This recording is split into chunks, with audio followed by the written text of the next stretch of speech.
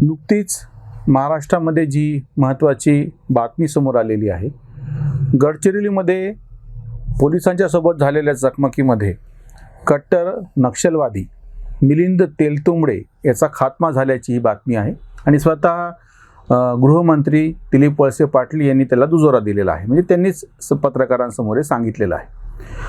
काळानं सूड उगवणे म्हणजे काय असतो ते बघा, की जे सगळे आत्ता 3-1 वर्षापूर्वी जेव्हा भीमा कोरेगावची दंगल उसळलेली होती आणि त्या पार्श्वभूमीवरती सातत्यानं असा आरोप केला जात होता की ही नवी पेशवाई आहे. कारण की तेव्हा सत्तेवरती जे मुख्यमंत्री होते पदावरती बसलेले देवेंद्र फडणवीस, त्यांची जात काढून असं सांगितलं जात होतं की ही नवी पेशवाई आहे.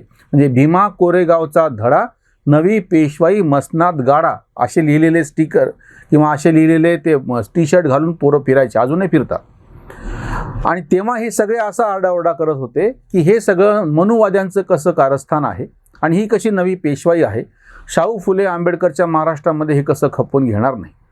आणि तेव्हा मिलिंद एकबोटे आणि संभाजी भिडे याच्या नावाने गदारोळ उठवण्यात आला होता की यांना ताबडतोब अटक करा, यांच्यावरती FIR दाखल करा. त्याच्यामध्ये मिलिंद तेलतुंबडेला मिलिंद एकबोटेंना अटकही करण्यात आली, नंतर सोडून द्यावं लागलं जामीन भेटल्यामुळं.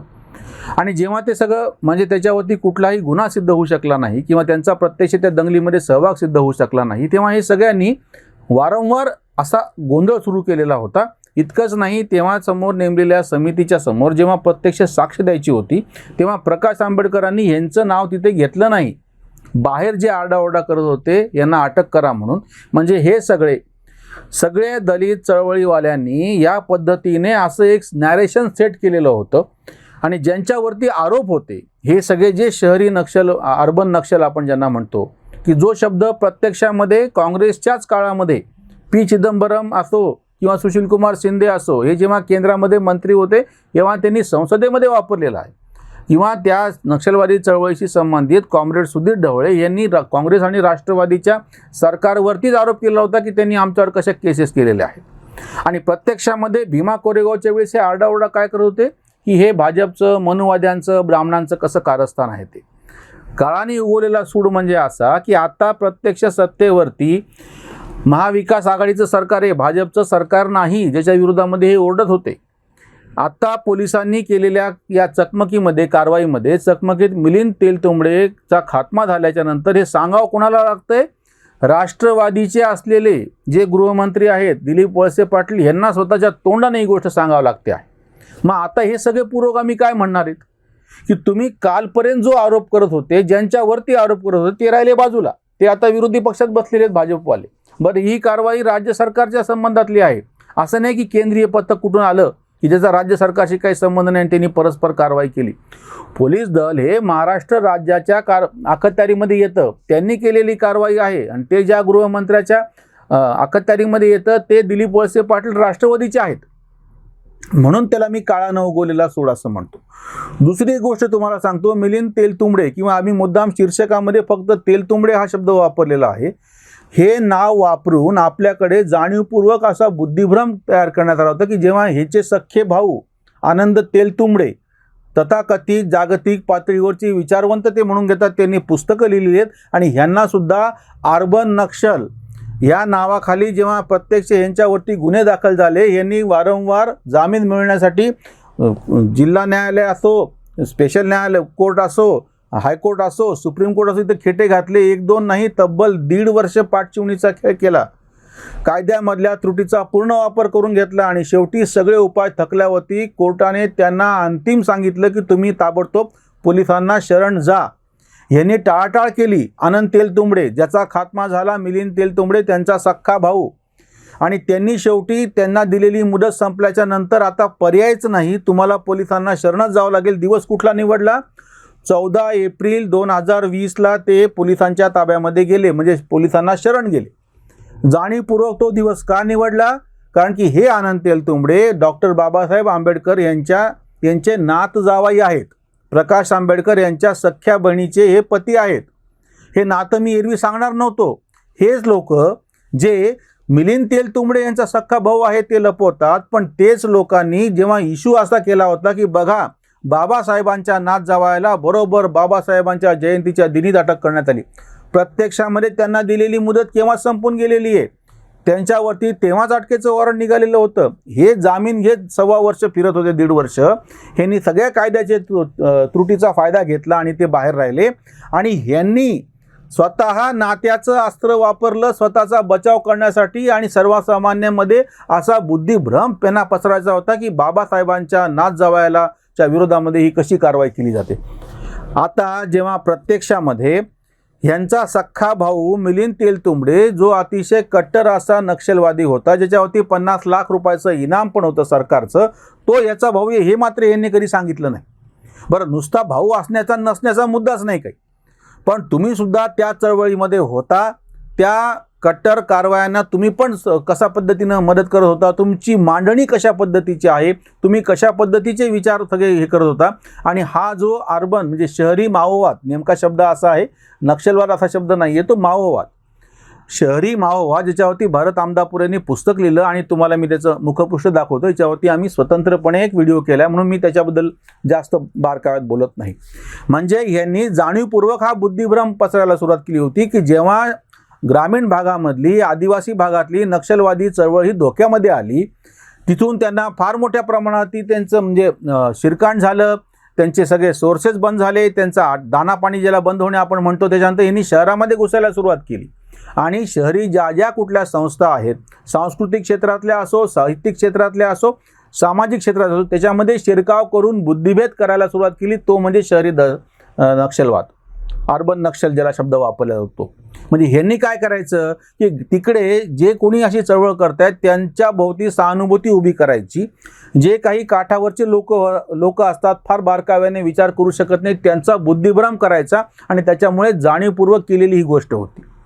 दुसरी गोष्ट म्हणजे जेव्हा हे म्हणत होते की नवी पेशवाई मसनात गाडा, भीमा कोरेगावचा धडा, नवी पेशवाई मसनात गाडा, हे म्हणत असताना असं नॅरेशन सेट केलं गेलेलं होतं की बघा, हा ह्या तथाकथित मनुवाद्यांच्या विरोधामध्ये त्यांनी केलेली ही कारवाई आहे. प्रत्यक्षामध्ये हे आधी सुरू झालेलं होतं. UPAच्या काळामध्ये नक्षलवादाच्या विरोधामध्ये अतिशय ठाम भूमिका घ्यावी असं ठरलेलं होतं. जेव्हा की केंद्रामध्ये मनमोहन सिंग हे पंतप्रधान होते, चिदंबरम हे गृहमंत्री होते, त्या काळामध्ये नंतर आपले सुशीलकुमार शिंदे गृहमंत्री होते.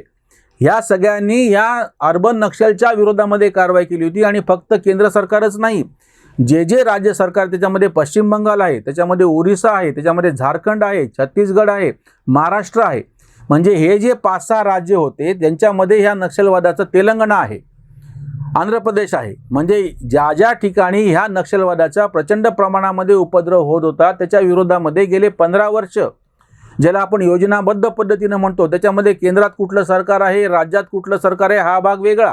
आणि या सगळ्या ठिकाणी सरकार बदललेली आहेत. केंद्रामध्ये मनमोहन सिंग यांचं सरकार जाऊन 7-8 वर्षांपासून मोदींच्या नेतृत्वाखालचं सरकार आहे.